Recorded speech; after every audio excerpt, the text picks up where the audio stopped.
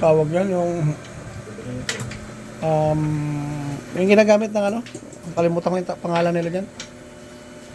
Yung anti-hating tape. So, mas maganda yan. Kasi dyan talaga safe yung gawa mo. Hindi yung ano. Okay na? Rebolling ka na?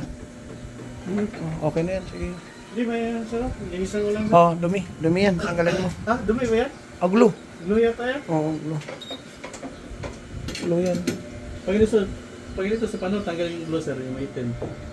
Oo. Paano tanggalin? Oo, yung ano pa rin. Yung parang sapatos. Ito? Yan, yan. Oo.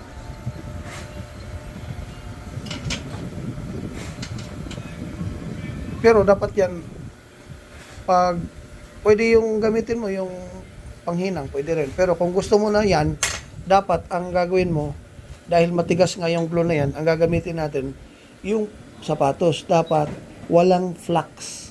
Para makita mo yung excess na tatamaan.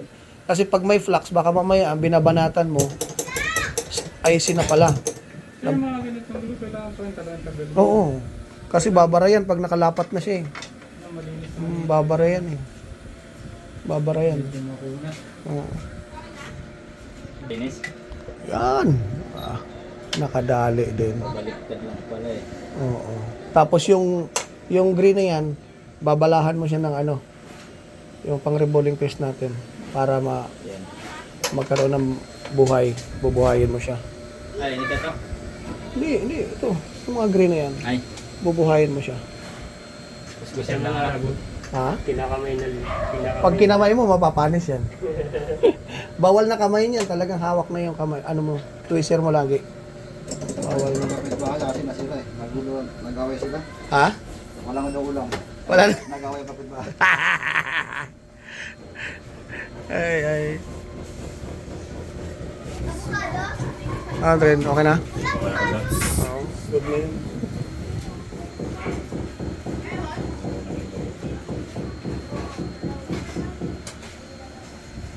Yung kamay na hindi daw ginagamit.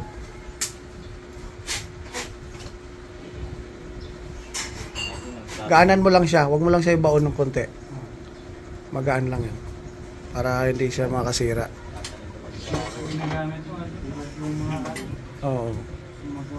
Pag mabigat kasi kamay mo, doon nadadali yan, napupunit talaga yung mga ibang circuit line. Kasi mo nakita ko na. Hindi huwag mo na ganyanin, magagasgas mo yan. Lagyan mo na ng yung rebolling paste na lid. Tapos, daanan mo ng lagyan mo ng flux, daanan mo ng panghinang para automatic kain ka agad.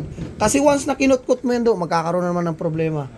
Ang magiging error nun, pag nasubrahan mo ng kutkot, wala na, punit na naman yan. Panibagong error na naman tayo. So, sayang yung trabaho. Maganda na yung ginawa mo, dagdagan mo pa ng sira.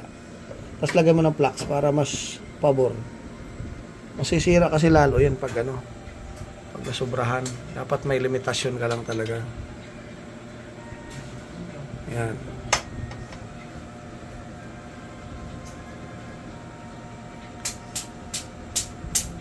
Pag kunting tulak mo matigas, ibig sabihin hindi pa yan luto. Antayin mo pa. Mapapansin niya may kukulo na lid, may kukulo na flux. Pag kumulo yon, ibig sabihin nag-umpisa na magluto yon sa ilalim. So yan pala tandaan niyo diyan. Ayan, gumalaw na. Wag mo na galawin. Wag mo na. Antayin mo lang. Lalabas yung flux niyan eh. Kung walang lumabas, magdagdag ka na kaunti para pang-akit. Pero konti lang nilagay. Konti lang. O lagdag mo ng konti flux, dagdagan mo. Pero wag mo iwanan hot air. Alalay lang hot air, alalay lang. Sige. Hindi mo nalagyan, nasa yung kabila. Ha? Walang flux? Ano na kukunin ko? Andito. O, kuha.